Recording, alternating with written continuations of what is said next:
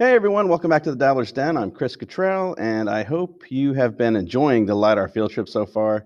If you're new to the series, please click on the link above and watch everything from the very beginning. I don't want you to miss a single second of this, and there is a lot going on right now. Our topic today is one that should really get some of our guys and gals in the scientific community scratching their heads, and hopefully get some of those key figures to redirect their current line of thinking about this topic. George Howard has said in the past that the Carolina Bays are kind of the kooky caboose of the Younger Dryas impact train. But I think it was the Snake Bros the Snake Bros over at the Brothers of the Serpent podcast who I believe said it best when they said, the kooky caboose could turn out to be the rear engine of this train. So I say, it's time to wake up crazy old Aunt Agnes, from the attic and get her stoking that rear engine fire. It's time to get this train moving on to its final destination. I'll provide a link to the Snake Bros podcast below. They really are, a couple of hilarious brothers, and it's a really fun podcast to listen to. I'm going to break this topic up into two videos. The first will review some very basic geologic concepts that may be new to some of you. And then the second video, we will apply some of those concepts to the LiDAR as we look for evidence. So let's go ahead and get right to it.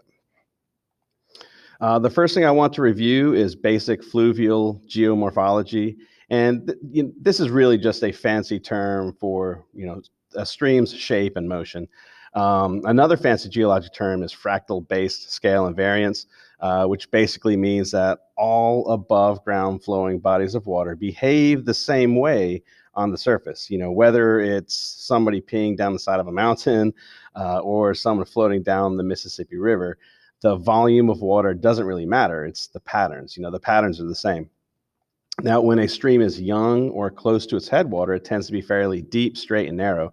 But as the stream continues, downriver, downstream, it begins to mature. Things start to slow down, and we start to see these back and forth bends begin to form. Now, this is called meandering, and as the outside bend of a stream cuts away at the bank, sediment is also being deposited on the inside bend, forming a sandbar.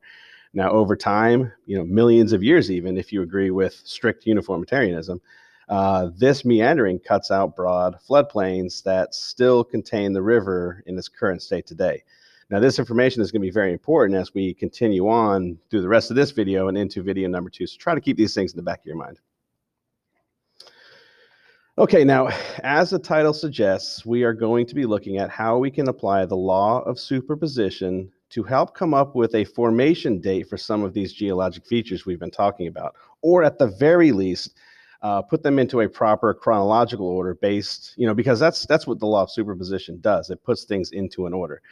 And on top of that, we are going to use the current commonly accepted dates for this exercise. So common, in fact, that I pulled them right off of the wiki page for Carolina Bays. Okay, so the last time our eastern coastal plain was covered by ocean water was somewhere between 3 to 5 million years ago. And that's a pretty decent place to start, I guess, because that's, as the oceans retreated, they left behind, a fairly clean slate. Now, based on the current accepted explanations for how the Carolina Bays formed, they could be anywhere from tens of thousands to a little over 100,000 years old. And that's definitely towards the end of the Pleistocene epoch and during our very last glacial maximum or ice age. Okay, good. So that's a good place to start. And let me also say that I've never disagreed with the dating methods being used here. If a piece of charcoal was lifted out of a bay rim and dated back to 40,000 years, then I'm comfortable with that. It's how that piece of charcoal got there that I'm questioning. Now, Big Bay is specifically mentioned on the wiki page. And if you recall, Big Bay is one of the areas we focused on specifically in my last video because of the supposed parabolic sand dune features being, and I quote, blown into the pre-existing bays. Now, these parabolic dune features have been dated to be anywhere between 27,000 to 35,000 years old, which puts us right into the ballpark for the peak of our most recent ice age.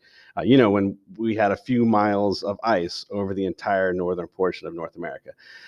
So now we have a scientifically accepted date of around 27,000 years. But wait, there's more. What about these bays that formed on top of these sand dunes? I showed you a few different examples of this in my last video. They must have formed sometime after the last sand was blown into the bays, right? The law of superposition is pretty clear about that. Okay, so just to recap, supposedly these bays were formed, and by formed, I mean, they were shallow ponds that were reshaped into perfect elliptical shapes by wind and water processes, all with perfect northwest-oriented axes, sometime within the past 100,000 years. Then, all of this sand supposedly blew into the bays starting as early as 27,000 years ago. Then, somehow, these smaller bays formed from shallow ponds by swirling wind and water processes on top of the ultra porous sand dunes. And then, sometime within the past 20,000 years or so, somehow, some way, these massive floodplains that currently have just a trickle of water running through them were formed. I mean, look at these. They're completely flat from bank to bank, and there are lots of them. And let's not forget that we were just starting to come out of an ice age during this time. The east coast of North America, at least where we find most of these bay features, would have been very prairie-like. About 12 degrees on average colder than today, and much, much drier. In fact, if you recall, it's the climate and strong glacial winds that are cited as the main cause for the formation of the bays and their supposed migrations, right? So where in the world did we get enough water at some point over the past 20,000 years or so to create up to 15-mile wide, perfectly flat floodplains on our eastern coastal plain? Well, I'll tell you where. Around 13,000 years ago, there was likely multiple catastrophic impacts onto the Laurentide ice sheet.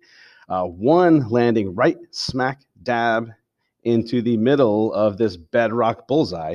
And every single Carolina Bay and Nebraska rainwater basin is pointing at it like a bunch of tattling third graders. Millions of organisms were wiped out instantly, including humans. And then, along with torrential rains, and the 2 feet of pulverized ice that completely covered this entire area began to melt. That's where the water came from.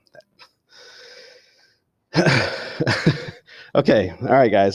So when we come back for part 2, we'll be looking at LiDAR evidence for all of this. One of the places I want to take a look at is this little piece of heaven right here, right off of Lazy Lane, not far from Florence, South Carolina. One of my viewers, Jim from United Brokerage Services, brought this area to my attention, and I was super interested in the story of the entire area. If you look, we've got these splash chevrons here. We've got a Carolina Bay that is almost sheared in half by torrential flood water.